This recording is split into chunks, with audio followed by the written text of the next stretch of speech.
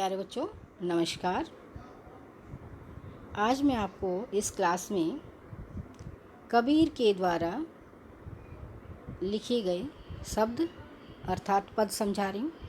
इससे पहले वाली जो भी मैंने आपकी क्लासेस ली थी, जो आपके साथ मेरे आपको पढ़ाया था, उसमें मैंने आपको बच्चों कबीर द्वारा लिखे गए दोहे या साखी क्यों कहते हैं, क्योंकि जो उन्होंने साक्षात देखा उसी का ही उन्होंने वर्णन किया।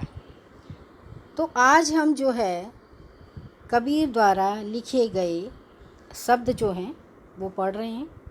तो जो पहला जो मैं आपको ये भजन जो है समझा रही हूँ, ये आपने अधिकतर टीवी में भी देखा होगा, रेडियो में भी सुना होगा, बहुत लोगों के द्वारा आपने गाते हुए भी इस भजन को सुना होगा।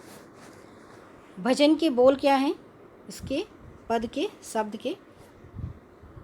मोको कहाँ ढूंढे बंदे, मैं तो तेरे पास में।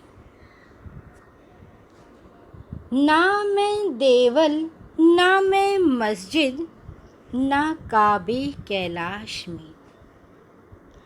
ना तो कोने क्रिया कर्म में, ना ही योग वैराग में। खोजी होए तो तुरंत ही मिली हो, पल भर की तलाश में। कहे कबीर सुनो भई साधो, सब श्वासों की श्वास में। पहले तो बच्चों जो थोड़े से कठिन शब्द हैं उनको समझा देती हूँ, ठीक है। और इसके बाद मैं आपको इसकी व्याख्या समझाऊंगी और जो कुछ ऐसे शब्द हैं उनको क्लियर करूंगी कि वो शब्द जो है कबीर ने ऐसे क्यों कहा, उनका कहने का क्या उद्देश्य रहा। तो इस भजन को बच्चे आप बहुत अच्छे सुर और लय में गा सकते हैं। सभी बच्चे इस भजन को कंठस्थ भी कर सकते हैं और बहुत अच्छा भजन है, शब्द बहुत अच्छे हैं। मोको का अर्थ होता है बच्चों मुझे। देवल क्या होता है, मंदिर, और मस्जिद भी होती है। काबे, काबा जो मुसलमानों का एक तीर्थ का स्थान है, जैसे हिंदुओं का काशी है, मुसलमानों का काबा है। जोग होता है बच्चों वैराग्य, योग, और तुरंत ही, शीघ्र ही, जल्दी ही, तलाश खोज। बच्चों ये पद जो है, ये शब्द जो है कबीर के द्वारा लिखा गया है और इसमें कबीर ने स्पष्ट कहा है कि परमात्मा को बाहर ढूंढने की आवश्यकता नहीं है, वो हमारे अंदर ही निवास करता है, हमारे श्वासों में है, हमारे एक एक सांस में है। उसे बाहर ढूंढना हमारी मूर्खता है। कबीर का कहना है, अर्थात परमात्मा कहता है, हे मनुष्य तू मुझे कहाँ कहाँ ढूंढता फिरता है, क्यों ढूंढता फिरता है मुझे। अरे मैं तो तेरे पास में ही रहता हूँ, मुझे बाहर ढूंढने की, मंदिर मस्जिद में ढूंढने की, दर बदर भटकने की आवश्यकता नहीं है। मैं मैं मंदिर में रहता हूँ और न मैं मस्जिद में रहता हूँ, न मेरा निवास स्थान काबा है, ना कैलाश है, ना मैं किसी कर्म कांड में, हवन करते हैं लोग, बलियां देते हैं, हत्याएं करते हैं, किसी कर्म और कांड में भी मैं नहीं पाया जाता। बहुत से लोग योगी बनकर दिखाते हैं कि योग के द्वारा मैं भगवान को, वैराग धारण करके भगवान को खोज रहे हैं। तो क्या कहा कि योगी बनकर या वैरागी बनकर भी मुझे ढूंढना बेकार है। अगर आप सत्य व्यक्ति हैं, मुझे पाना चाहते हैं, तो क्या कहा कबीर ने, यदि सच्चे खोजने वाले व्यक्ति हैं तो मैं आपको एक पल में ही आपको मिल जाऊंगा, बाहर ढूंढने की आवश्यकता नहीं है। मुझे खोजना चाहते हो तो क्या कहा कबीर ने कि हे साधु, परमात्मा तो प्रत्येक व्यक्ति की सांस सांस में, एक एक जो सांस हमारी आती जाती रहती है, इसी में ही मैं निवास करता हूँ। मुझे बाहर ढूंढने की, मंदिर मस्जिद काबा काशी में ढूंढने की कोई आवश्यकता नहीं है। किसी कर्म कांड करने की भी कोई आवश्यकता नहीं है। भाव यह है कि परमात्मा को अगर आप सच्चे मन और भक्ति से ढूंढो तो परमात्मा हमारे अंदर ही निवास करता है। मंदिर मस्जिद तो क्या है? एक आडंबर है। कर्म क्या कांड क्या है? आडंबर है, दिखावा है। ठीक है बच्चों, आपको समझ आ गया होगा ये पद। तो क्या कहा देखिए कबीर ने कि उसे कहाँ कहाँ व्यर्थ में ढूंढना है, क्योंकि ना तो वो मस्जिद में है, ना मंदिर में, ना काबा, ना कैलाश में, वहाँ पर ढूंढना इन्हें व्यर्थ है। और तरह तरह की माला भजना, कर्म कांड करना, मस्जिद के ऊपर चढ़कर चिल्लाना, मंदिर में घंटियाँ बजाना, सब क्या है? व्यर्थ है। इन चीज़ों में ईश्वर की प्राप्ति नहीं है। कबीर ने कहाँ बताया है कि ईश्वर कहाँ निवास करता है, कहाँ बसा हुआ है, कहाँ ढूंढने पर मिलता है? हमारे अंदर ही है। उसे बाहर ढूंढने की आवश्यकता नहीं है।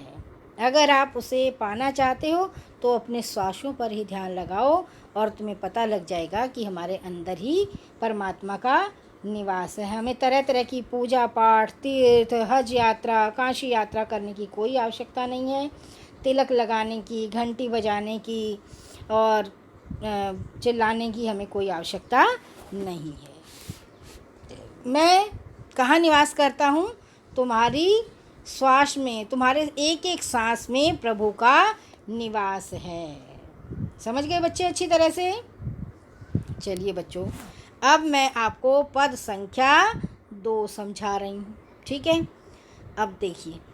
संतो भाई आई आंधी ज्ञान की रे। क्या कहा? संतो भाई आई ज्ञान की आंधी रे। किसकी आंधी आई है? ज्ञान की।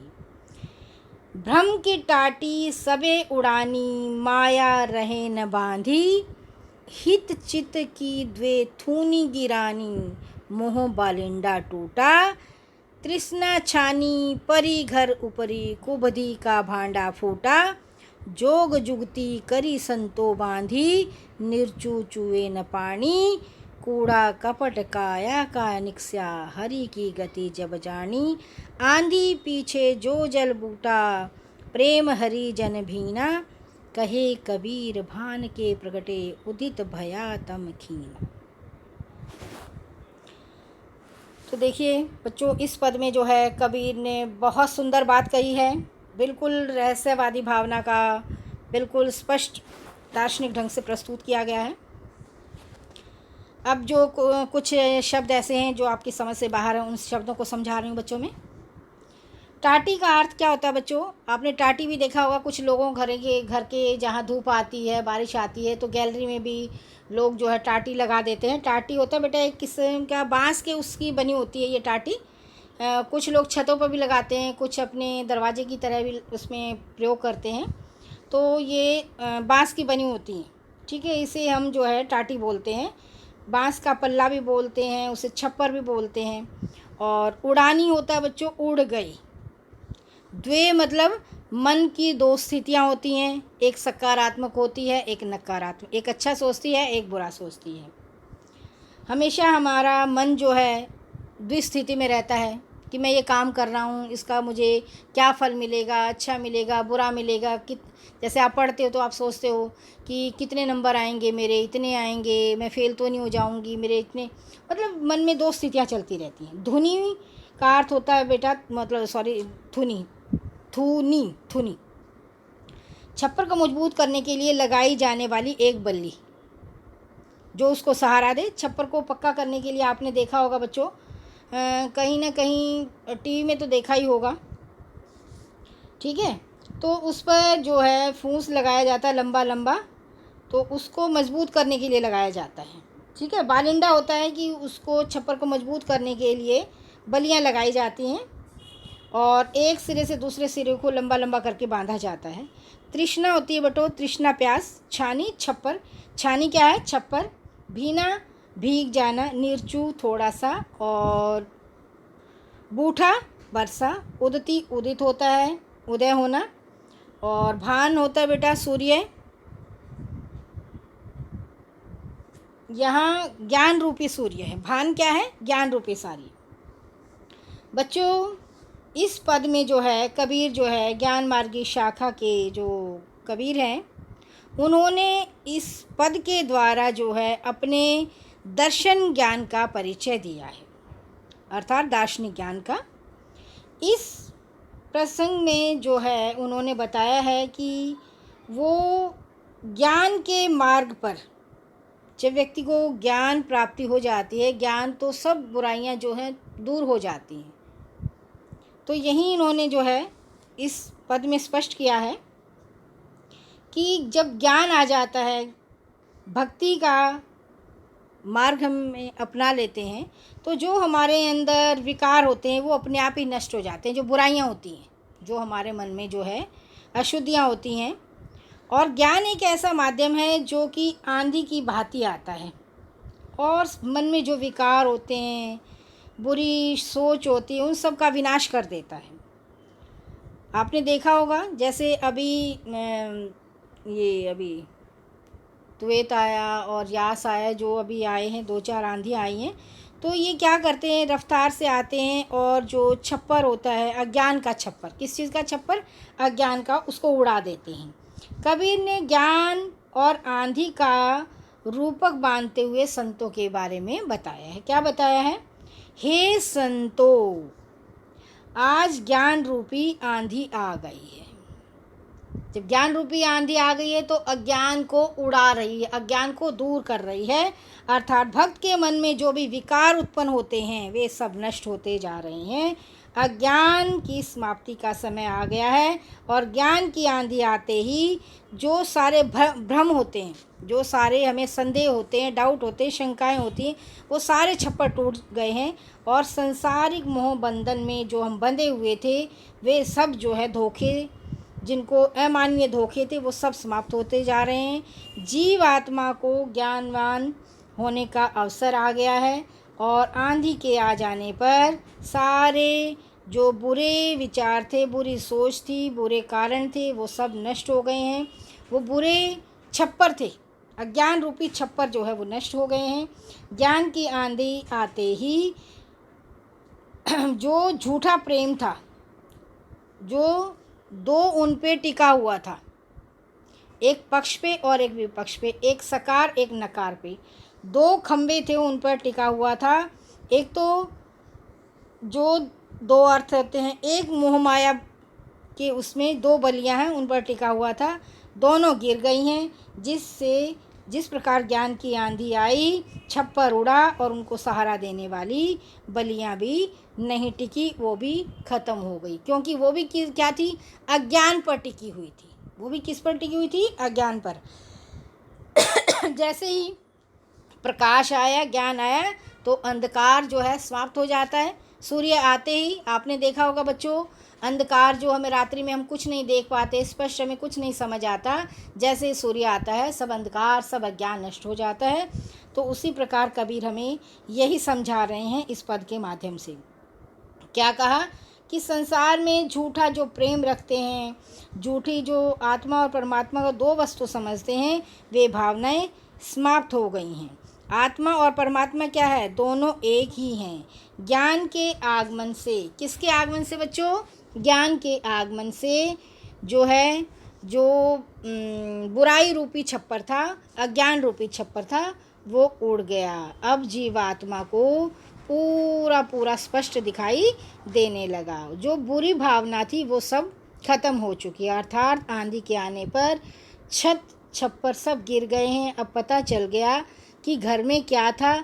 उसी प्रकार ज्ञान की आंधी से मनुष्य की भावनाएं स्पष्ट दिखाई देने लगी है कि जो जैसा है वैसा स्पष्ट आपको दिखाई देने लगा। उसके ऊपर जो एक झूठ का, मोह माया का जो आवरण था वो हट गया है।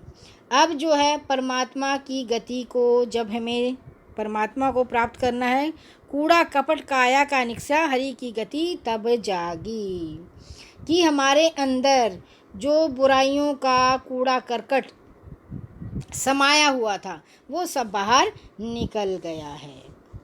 क्या कहा कि जो हमारे अंदर बुराइयां थी वो सब खत्म हो चुकी हैं।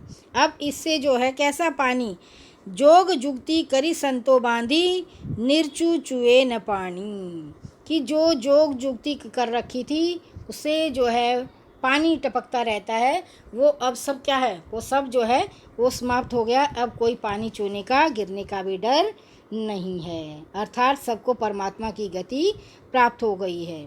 बिल्कुल निर्मल हो गया, स्वच्छ हो गया, क्योंकि अब कुछ नहीं चू रहा। आंधी के आने पर जैसे ही बरसात सबको भिगो देती है, आंधी पाछे जो जल बूटा प्रेम हरि जन भीनी। आंधी आने के बाद बच्चों आपने देखा है बरसात आ जाती है, तो जब बरसात आ जाती है तो उसमें जो है हर वस्तु को, हर चीज़ को वो भिगो डालती है। उसी प्रकार ज्ञान के आगमन से, बरसात क्या है, ज्ञान, ज्ञान के आगमन से जीवात्मा प्रेम के रस में भीग जाती है। बहुत सुंदर ढंग से कबीर ने इस पद में ज्ञान के मार्ग को बताया है। क्या कहा कि ज्ञान के आगमन से जीवात्मा प्रेम के रस में भीग जाती है और साधक भगवान की भक्ति में लीन हो जाता है। कहे कबीर भान के प्रगट उदित भया तुम तम खीना। तम जो है अंधकार होता है, कबीर जी कहते हैं। इसी प्रकार ज्ञान रूपी सूर्य के उदित होने पर, कौन सा सूर्य, ज्ञान रूपी सूर्य के उदित होने पर अज्ञान रूपी, खीनी मतलब समाप्त हो गया है, अज्ञान रूपी अंधकार, भया तम खीनी, अंधकार रूपी अज्ञान समाप्त हो गया है।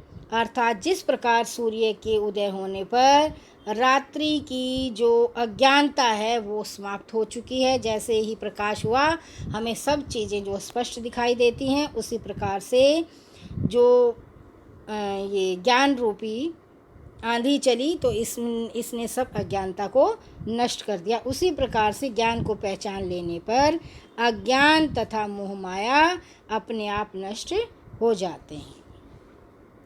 ठीक है बच्चों, आंधी की बात कबीर ने क्यों कही है? कबीर ने आंधी को बेटा ज्ञान के उसमें बताया गया है कि ज्ञान रूपी आंधी आ रही है। कौन सी आंधी आ रही है? ज्ञान रूपी आंधी। और इसमें जो संतों की जो तृष्णा थी, प्यास थी,